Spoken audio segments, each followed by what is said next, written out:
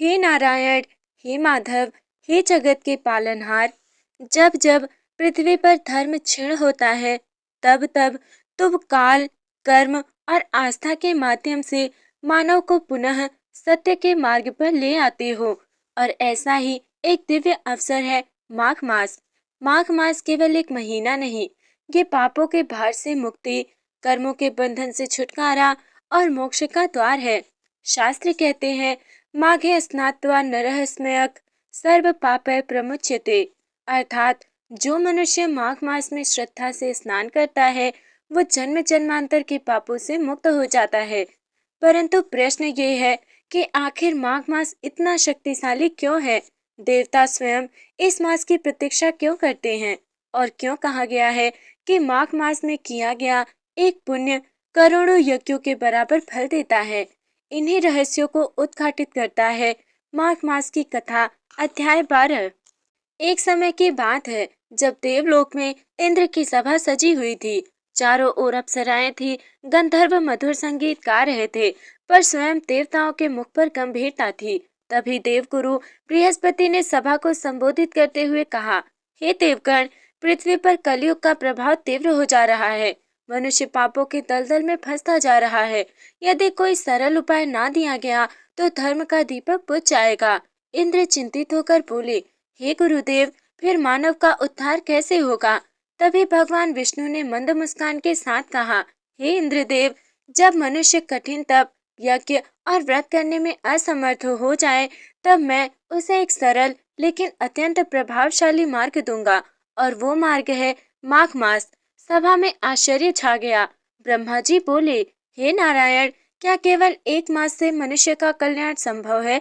भगवान विष्णु ने कहा, हाँ ब्रह्मदेव, क्योंकि माघ मास में गंगा स्वयं वैकुंठ से पृथ्वी पर प्रवाहित होती हैं, और जो भी श्रद्धा से इस मास में स्नान, दान और जप करता है, उसके पाप ऐसे नष्ट होते हैं जैसे अग्नि में तृण। देव सभा में भगवान विष्णु के वचनों को सुनकर ब्रह्मा, शिव, इंद्र और समस्त देवगण स्तब्ध रह गए। तभी महादेव ने गंभीर स्वर में कहा, हे नारायण, यदि माघ मास में मानव का उद्धार संभव है, तो अवश्य ही इसमें गंगा माता का कोई गूढ़ रहस्य छिपा है। भगवान विष्णु मुस्कुराए। उन्होंने अपने चरणों से अद्भुत उद्धत उस दिव्य जल की ओर संकेत किया, जो सहस्र धाराओं में बहकर पृथ्वी की ओर जाने को आतुर था। भगवान बोले, हे महादेव, माघ मास में गंगा केवल नदी नहीं रहती, वो स्वयं साक्षात मोक्षदायिनी माता बन जाती हैं। इस मास में गंगा के प्रत्येक घर में मेरे ब्रह्मा और तुम्हारे तीनों के तेज का वास होता है। ये सुनकर गंगा माता प्रकट हुई। उनका स्वरूप अत्यंत शांत, करुणामय और तेजस्वी था। गंगा ने हाथ जोड़कर कहा, हे प्रभु, यदि मेरे जल से कलयुग के जीवों का उद्धार होना है, तो मैं पृथ्वी पर और भी अधिक करुणा से प्रवाहित होंगी। तभी भगवान विष्णु ने गंगा को वरदान दिया, हे गंगे, माघ मास में जो भी मनुष्य श्रद्धा, नियम और संयम से तुम्हारे जल में स्नान करेगा, उसके पूर्व जन्मों के पाप, वर्तमान जन्म के दोष और आने वाले जन्मों के बंधन तीनों नष्ट हो जाएंगे। ये वरदान सुनते ही देवलोक में शंखनाद हुआ। उसी क्षण पृथ्वी पर प्रयाग, काशी, हरिद्वार, गया और समस्त तीर्थों पर एक दिव्य कंपन फैल गया। ऋषियों ने ध्यान में देखा कि गंगा के तट पर देवता स्वयं अदृश्य रूप में उपस्थित है। माघ मास में किया गया एक स्नान हजारों वर्षों के तप के समान फल देता है। ऋषि नारद पृथ्वी पर आए और उन्होंने मानव जाति को ये संदेश दिया कि हे मनुष्यों, यदि तुम बड़े यज्ञ नहीं कर सकते, यदि तुम कठिन तप में असमर्थ हो, तो माघ मास में केवल गंगा स्नान, दान और हरि नाम का आश्रय लो। उसी समय आर्यावर्त में राजा धर्मसेन नामक एक प्रतापी राजा राज्य करता था। राजा धर्मसेन दानी था, परंतु उसे ये गर्व था कि मैं अपने बल और धर्म से ही स्वर्ग प्राप्त कर लूंगा। एक रात्रि राजा ने स्वप्न में देखा, वो स्वर्ग के द्वार पर खड़ा है, पर द्वार बंद है और एक दिव्य वाणी कहती है, हे राजन, बिना माघ मास की महिमा जाने तेरा अहंकार तुझे आगे नहीं बढ़ने देगा। राजा घबराकर उठ बैठा। अगली सुबह उसने राजगुरु को बुलाया और पूछा, गुरुदेव, ये माघ मास क्या है जिसकी उपेक्षा से स्वर्ग के द्वार बंद हो गए? गुरु ने गंभीर होकर कहा, राजन, जो माघ मास का तिरस्कार करता है वो अनजाने में अपने ही पुण्य को नष्ट करता है। यहीं से राजा धर्मसेन की जीवन की दिशा बदलने वाली कथा आरंभ होती है। राजा धर्मसेन के मन में उस स्वप्न की गूंज अभी भी शेष थी। स्वर्ग के बंद द्वार और वो दिव्य वाणी, माघ मास की उपेक्षा। राजा ने उसे क्षण निश्चय कर लिया कि जब तक मैं माघ मास के रहस्य को नहीं जान लेता तब तक चैन से नहीं बैठूंगा। राजा ने राजसभा में घोषणा की, मैं माघ मास में प्रयागराज जाकर स्वयं गंगा स्नान करूंगा और इस व्रत की महिमा को समझूंगा। राजमहल, वैभव, सेना सब पीछे छूट गए। राजा केवल एक साधारण वेश में कुछ सेवकों और अपने राजगुरु के साथ प्रयाग की ओर चल पड़े। जैसे जैसे वे प्रयाग के समीप पहुंचे, वायु में शांति थी। पक्षियों का कलरव मधुर लगने लगा और मन स्वतः ही शांत होने लगा। राजगुरु ने कहा, राजन, ये माघ मास की पहली कृपा है, मन का शांत होना। माघ की प्रभात बेला थी। सूर्य की लालिमा गंगा, यमुना और सरस्वती के संगम पर स्वर्णिम आभा बिखेर रही थी। संगम तट पर तपस्वी ध्यान में लीन थे। गृहस्थ श्रद्धा से स्नान कर रहे थे। स्त्रियां दीपदान की तैयारी कर रही थीं। राजा धर्मसेन ये सब देखकर चकित रह गए। उन्होंने मन ही मन कहा, ये तो किसी स्वर्ग से कम नहीं। राजा स्नान के लिए आगे बढ़े, पर तभी एक वृद्ध ब्राह्मण ने उनका मार्ग रोक लिया। ब्राह्मण ने कहा, राजन, क्या आप माघ स्नान केवल देखने आए हैं या अपने अहंकार को भी साथ लाए हैं? राजा को ये वचन तीव्र लगा। उन्होंने उत्तर दिया, मैं राजा हूँ, धर्म का पालन करता हूँ। ब्राह्मण मुस्कुराए, राजा होना बड़ा नहीं, माघ मास में नम्र होना सबसे बड़ा है। इतना कहकर ब्राह्मण अदृश्य हो गए। राजा समझ गए ये कोई साधारण व्यक्ति नहीं थे। राजा ने राज चिन्ह उतार दिए। मुकुट, आभूषण, अंग वस्त्र सब अलग रख दिए। वे गंगा में उतरे और हाथ जोड़कर बोले, हे गंगे माता, आज मैं राजा नहीं, केवल एक शरणागत भक्त हूँ। जैसे ही उन्होंने डुबकी लगाई, शरीर नहीं, मन हल्का हो गया। आंखों से अश्रुधारा बहने लगी। हृदय में अजीब सी करुणा जाग उठी। गंगा की लहरों में उन्हें एक मधुर स्वर सुनाई दिया, वत्स, ये माघ स्नान है, जहाँ पाप नहीं, केवल पश्चाताप धुलता है। स्नान के बाद राजा को ऐसा लगा वर्षों का बोझ उतर गया हो, क्रोध शांत हो गया हो और अहंकार जैसे गल गया हो। राजगुरु ने आश्चर्य से कहा, राजन, ये माघ मास का चमत्कार है। जो इसे समझ गया वही वास्तव में धन्य है। उसी समय संगम तट पर एक साधारण स्त्री थी। अपने छोटे से पुत्र के साथ दीपदान कर रही थी। राजा ने पूछा, माते, आप कौन हैं? स्त्री ने उत्तर दिया, मैं कोई विशेष नहीं राजन, केवल माघ मास की शरण में आई एक स्त्री हूँ। राजा ने पूछा, आपको क्या प्राप्त करना है? स्त्री मुस्कुराई, कुछ नहीं, बस इतना कि मेरे पाप जल जाएं और मेरे पुत्र का भविष्य उज्जवल हो। राजा स्तब्ध रह गए। उन्होंने मन में सोचा, जहाँ ये स्त्री बिना अपेक्षा के आई है, वहाँ मैं स्वर्ग की इच्छा लेकर आया हूँ। यहीं से राजा के भीतर सच्ची भक्ति का बीज अंकुरित हुआ। संगम तट पर दीपों की पंक्तियां जल उठी थीं। संध्या का आकाश केसरिया हो चुका था। गंगा की लहरें दीपों को ऐसे सहला रही थी मानो माँ अपने बच्चे को आशीर्वाद दे रही हूँ। राजा धर्मसेन अब चुपचाप सब देख रहे थे। ना कोई प्रश्न, ना कोई आदेश। उनका हृदय पहली बार शांत था। राजा की दृष्टि बार बार उसी स्त्री पर जा रही थी जो बिना किसी आडंबर के एक छोटा सा दीप पत्ते की दोनी में रखकर गंगा को अर्पित कर रही थी। राजा ने पास आकर पूछा, माता, आपके पास ना धन है ना वस्त्र, फिर भी आपके चेहरे पर ऐसा संतोष क्यों है? स्त्री ने दीप को जल में प्रवाहित करते हुए कहा, राजन, माघ मास में जिसके पास श्रद्धा है उसके पास सब कुछ है। राजा के मन में गहरी जिज्ञासा जगी। उन्होंने विनम्र होकर पूछा, माता, क्या आप मुझे अपने पूर्व जन्म बताने का कष्ट करेंगी? स्त्री ने पहले तो मौन रखा, फिर गंगा की ओर देखकर बोली, यदि माँ गंगा की आज्ञा हो तो क्यों नहीं।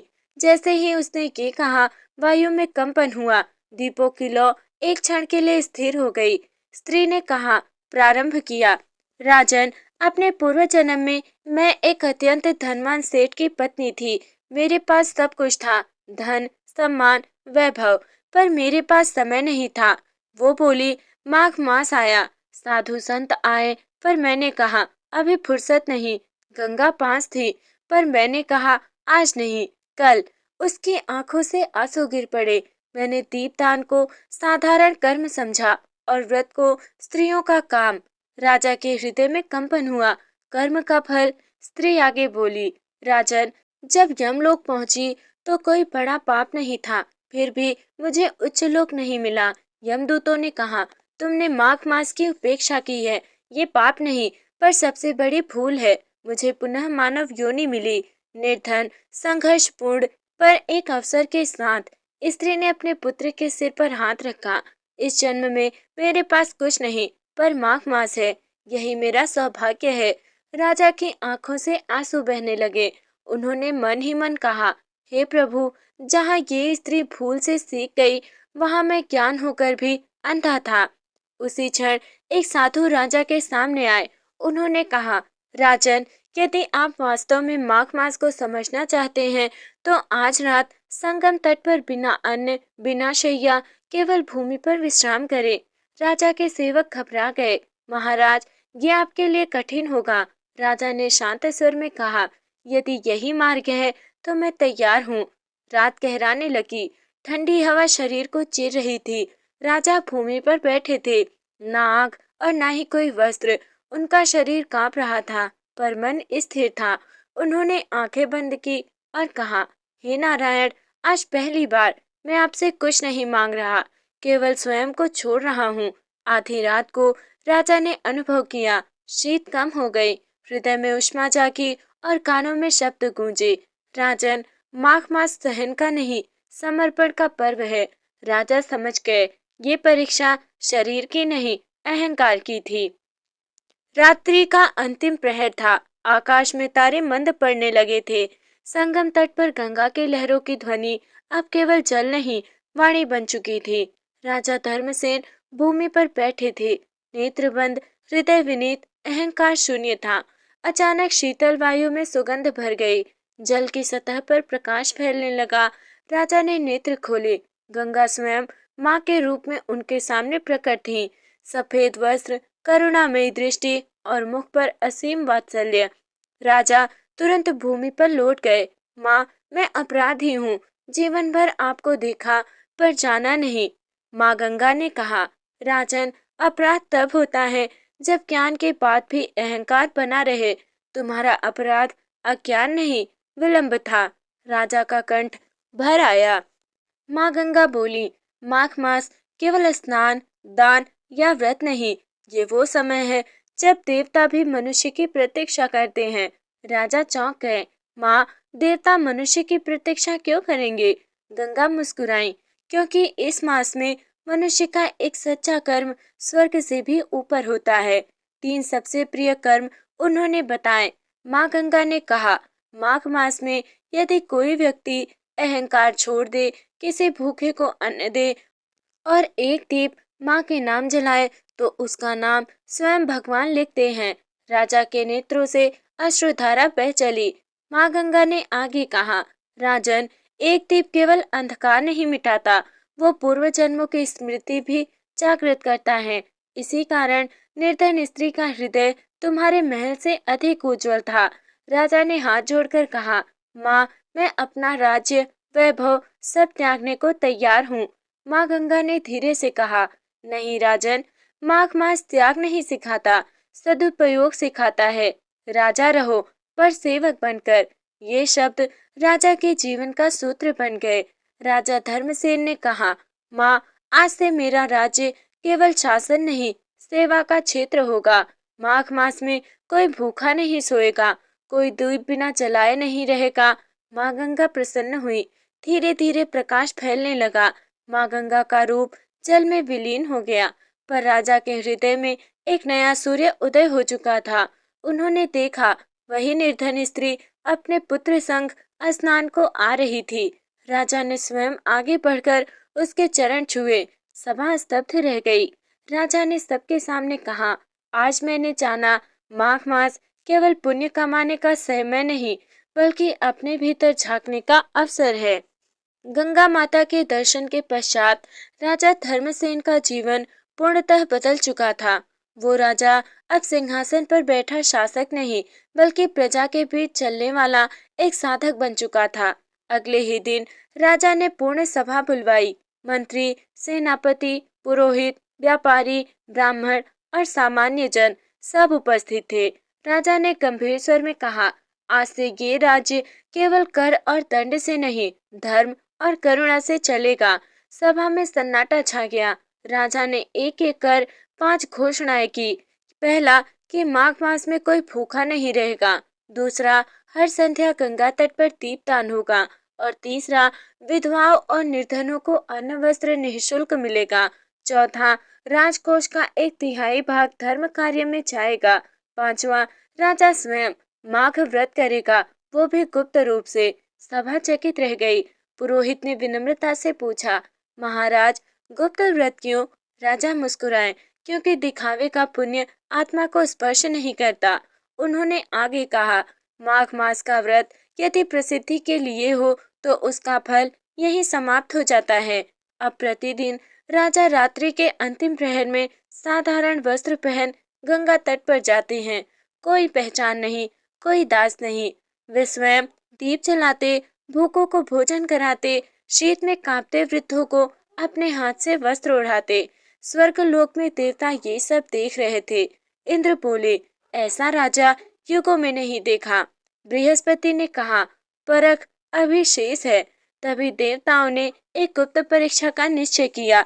एक रात्रि एक वृद्ध ब्राह्मण, जो वास्तव में देवदूत थे, राजा के पास आए। कंपकपाते स्वर में बोले, राजन, मेरे पास ना अन्न है, ना वस्त्र और ना ही आश्रय। राजा ने तुरंत अपना उत्तरीय उतार कर वृद्ध को ओढ़ा दिया। फिर बोले, आज मैं स्वयं उपवास करूंगा, पर आप भूखे नहीं रहेंगे। वृद्ध की आंखों से तेज प्रकाश फूटा। उन्होंने कहा, राजन, तुम परीक्षा में सफल हुए। क्षण भर में वृद्ध अंतर ध्यान हो गए। आकाश से पुष्प वर्षा होने लगी। तभी आकाश से वाणी गूंजी, धर्मसेन, माघ मास में जो बिना अहंकार सेवा करता है, वो जीवित रहते हुए मुक्त हो जाता है। राजा भूमि पर नतमस्तक हो गए। आकाशवाणी आगे बोली, तुम्हारे राज्य में आने वाले वर्षों तक अकाल, महामारी और युद्ध नहीं होगा। ये फल तुम्हारे नहीं, तुम्हारी निस्वार्थ भावना का है। अब प्रजा भी बदलने लगी। अमीर गरीब की सहायता करने लगे, बच्चे दीपदान करने लगे, स्त्रियां गंगा नाम जपने लगी और राज्य तीर्थ बन गया। भक्तों, इस भाग का ये सार है कि माघ मास का व्रत जब राजा भी गुप्त रूप से करे तो पूरे युग का भाग्य बदल सकता है। उस रात्रि जब देवताओं की परीक्षा में राजा धर्मसेन सफल हुए, पूरे राज्य में अद्भुत शांति फैल गई। हवा में गंगा जल की सुगंध थी और आकाश में अलौकिक उजाला। उसी रात्रि राजा ने एक ऐसा स्वप्न देखा जो साधारण नहीं था। उन्होंने देखा, वे स्वयं सिंहासन पर नहीं, बल्कि एक घने वन में नंगे पांव भटक रहे थे। चारों ओर शीतल वायु नहीं, बल्कि तपती हुई अग्नि सी पीड़ा थी। राजा ने देखा, वो वन संसार का प्रतीक था, जहाँ लोभ कांटों की तरह चुभ रहा था, मोह अंधकार बन चुका था, अहंकार ज्वाला की तरह जल रहा था और वो स्वयं एक अहंकारी राजा थे जो प्रजा को कष्ट देता था। तभी स्वप्न में एक दिव्य पुरुष प्रकट हुए, शांत मुख, जटाधारी, तेजस्वी नेत्र। उन्होंने कहा, धर्मसेन, ये तुम्हारा पूर्व जन्म है। राजा कांप उठे। ऋषि बोले, पूर्व जन्म में तुम राजा तो थे, पर धर्म से विमुख थे। माघ मास में जब प्रजा गंगा स्नान को जाती, तुमने कर बढ़ा दिया। कई निर्धन उसी शीत में भूख से मर गए। राजा का सिर झुक गया। राजा ने रोते हुए कहा, ऋषिवर, क्या मेरे पाप इतने भारी थे? ऋषि बोले, इतने कि तुम्हें अनेक जन्म भोगने पड़े। फिर ऋषि ने गंगा की ओर संकेत किया, पर देखो, माघ मास में तुम्हारे वर्तमान कर्म, गुप्त व्रत, निस्वार्थ सेवा, अहंकार का त्याग, यही पापों का प्रक्षालन है। ऋषि ने कहा, माघ मास केवल महीना नहीं, ये कर्मों का द्वार है। इस मास में किया गया एक दीपदान 1000 यज्ञों के समान है और किया गया एक अहंकारी कर्म 1000 पापों के समान होता है। ऋषि बोले, धर्मसेन, तुम्हारा ये जन्म मोक्ष की सीढ़ी है, पर स्मरण रखना अंतिम परीक्षा अभी शेष है। इतना कहकर ऋषि अंतर ध्यान हो गए। राजा की आंखें खुली, उनके नेत्रों से अश्रुधारा बह रही थी। उन्होंने तुरंत भूमि पर दंडवत प्रणाम किया। हे गंगा माता, हे माघ मास, मुझे अहंकार से बचाए रखना। उस दिन राजा ने एक और घोषणा की कि जो भी माघ मास में सेवा करेगा उसे मेरा पुत्र समान सम्मान मिलेगा। प्रजा भाव विभोर हो उठी। भक्तों, इस भाग का ये गूढ़ संदेश है कि माघ मास केवल पुण्य नहीं देता, वो भूले हुए सत्य को स्मरण कराता है, और जो भी व्यक्ति अपने पापों को पहचान ले वही मुक्ति की ओर बढ़ता है। प्रभात की पहली किरण राजमहल के स्वर्ण शिखरों पर पड़ी, पर राजा धर्मसेन के हृदय में उस दिन अजीब सा बोझ था। रात के स्वप्न की प्रत्येक वाणी अब भी उनके कानों में गूंज रही थी। अंतिम परीक्षा अभी शेष है। उसी समय राजद्वार पर एक वृद्ध साधु पहुंचे। फटे वस्त्र, कपकपाते हाथ और आंखों में असीम शांति। द्वारपाल ने कहा, महाराज, ये साधु आपसे भेंट चाहते हैं। राजा स्वयं सिंहासन से उतरकर द्वार तक आए। साधु ने कहा, राजन, माघ मास है, मैं गंगा स्नान को जाना चाहता हूँ, पर मेरे पास ना वस्त्र है और ना ही दान। यदि आपकी कृपा हो तो मुझे केवल एक कंबल दे दीजिए। राजा का हृदय कांप उठा। मंत्री आगे आए। महाराज, ये अंतिम कंबल आपकी रानी के लिए है। आज रात्रि शीत अत्यंत बढ़ेगी। सभा में मौन छा गया। राजा के सामने दो मार्ग थे, रानी की रक्षा या साधु की सहायता। मन बोला, रानी का जीवन अधिक मूल्यवान है। आत्मा बोली, धर्म कभी चयन नहीं करता। राजा ने धीरे से कंबल उठाया, साधु के चरणों में रखकर बोले, ये राज्य यदि एक साधु को शीत से न बचा सके तो व्यर्थ है। सभा सन्न रह गई। रानी ने जब ये सुना तो वो राजा के पास आई। स्वामी, यदि धर्म की परीक्षा है तो मैं भी उसमें सहभागी हूँ। उन्होंने अपने आभूषण उतार दिए। इनसे और कंबल बनवा दीजिए। तभी साधु तेज से चमक उठे। फटे वस्त्र दिव्य वस्त्रों में बदल गए और उनके स्वर में गूंज उठा, धर्मसेन, तुम अंतिम परीक्षा में सफल हुए। साधु के रूप में भगवान विष्णु प्रकट हुए। सभा में सभी भूमि पर गिर पड़े। माघ मास में किया गया ऐसा त्याग समस्त जन्मों के पाप नष्ट कर देता है। भगवान बोले, इस राज्य में कभी अकाल नहीं होगा। जो भी माघ मास में यहाँ स्नान करेगा उसे मेरे धाम की प्राप्ति होगी। राजा ने अश्रुपूर्ण नेत्रों से कहा, प्रभु, माघ मास ने मुझे राजा नहीं सेवक बना दिया। भगवान मुस्कुराए। भक्तों, इस भाग का ये संदेश है कि माघ मास केवल व्रत नहीं, ये त्याग की कसौटी है। जहाँ मोह टूटता है वही मोक्ष आरंभ होता है। भगवान विष्णु के अंतर्ध्यान के बाद राजमहल में अद्भुत शांति छा गई, पर उसी शांति के भीतर एक अदृश्य कंपन था। ऐसा लग रहा था जैसे कोई पुराना कर्म अब अपने फल की मांग कर रहा हो। आकाश में हल्के बादल घिर आए। गंगा की लहरें जो अभी तक मंद थी, अचानक तीव्र हो उठी। राजा धर्मसेन गंगा तट की ओर देख रहे थे। उनके हृदय में अनजाना भय उभरने लगा। राजगुरु, जो अब तक चुप थे, आगे आए। उनकी आवाज कांप रही थी, महाराज, एक सत्य अब छिपा नहीं रह सकता। सभा फिर सन्न हो गई। राजगुरु बोले, आपके पूर्वजों में एक राजा थे, राजा महाबल। उनके समय एक निर्दोष तपस्वी को राजाज्ञा से दंड दिया गया था। उस तपस्वी ने जाते जाते कहा था, जिस दिन इस वंश में धर्म और करुणा पूर्ण होगी उसी दिन मेरा श्राप जागेगा। राजा के मुख से शब्द नहीं निकले। राजगुरु ने आगे कहा, वो श्राप विनाश का नहीं, परीक्षा का था। वंश का एक सदस्य उस दिन महान त्याग करेगा और उसी के माध्यम से श्राप मोक्ष में बदलेगा। राजा ने आंखें मूंद ली।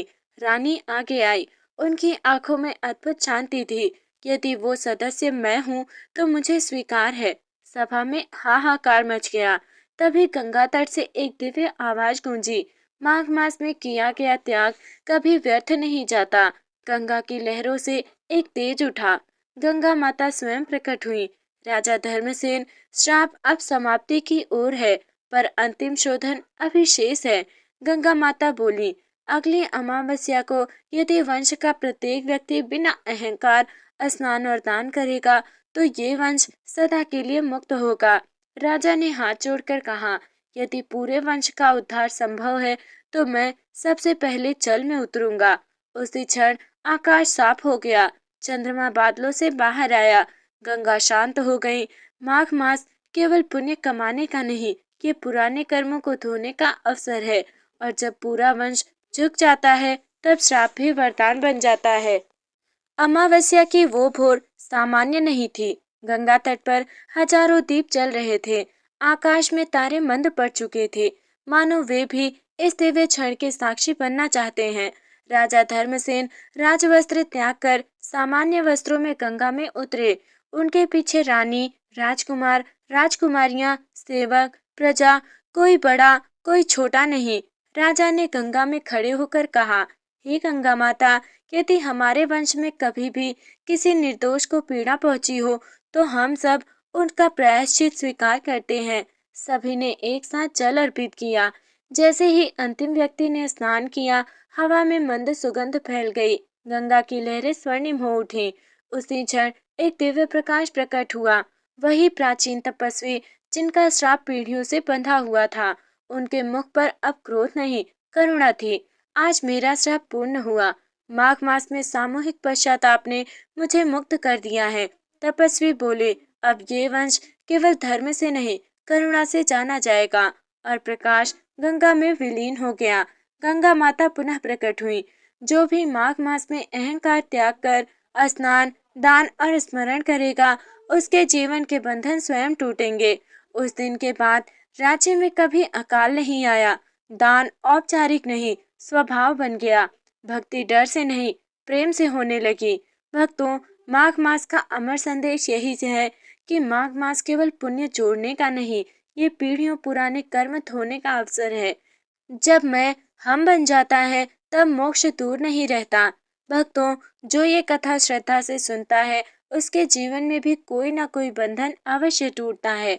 तो प्रिय भक्तों, आज आपने माघ मास की दिव्य कथा अध्याय 12 को सुना, जहां हमने जाना कि माघ मास केवल स्नान, दान और व्रत का समय नहीं, बल्कि ये अपने भीतर झांकने, अपने पुराने कर्मों को शुद्ध करने और ईश्वर के चरणों में स्वयं को समर्पित करने का अद्भुत अवसर है। जिस प्रकार इस कथा में श्राप मोक्ष में बदला, अहंकार विनम्रता में बदला और पीड़ा करुणा में बदल गई, उसी प्रकार यदि हम भी माघ मास में सच्चे मन से ईश्वर का स्मरण करें तो हमारा जीवन भी धीरे धीरे दिव्यता की ओर बढ़ने लगता है। यदि ये कथा आपके हृदय को थोड़ा सा भी स्पर्श कर गई हो तो इसे अपने परिवारजनों, मित्रों और प्रियजनों के साथ अवश्य साझा कीजिए, क्योंकि धर्म की बातें बांटने से और अधिक पवित्र हो जाती हैं। आप सभी से एक छोटा सा निवेदन है, यदि आपने अभी तक चैनल को सब्सक्राइब नहीं किया है तो कृपया अभी सब्सक्राइब करें और वीडियो को लाइक अवश्य करें, ताकि ऐसी ही दिव्य पौराणिक और हृदय को छीन लेने वाली कथाएं आप तक निरंतर पहुंचती रहे। अगले अध्याय में हम माघ मास के एक और गूढ़ रहस्य, एक नई दिव्य कथा और एक ऐसे आध्यात्मिक अनुभव के साथ आपके समक्ष उपस्थित होंगे जो आपके मन को और भी अधिक शांत व पवित्र कर देगा। तब तक के लिए राधे राधे। भगवान आप सभी पर अपनी कृपा बनाए रखे। जय श्री हरि।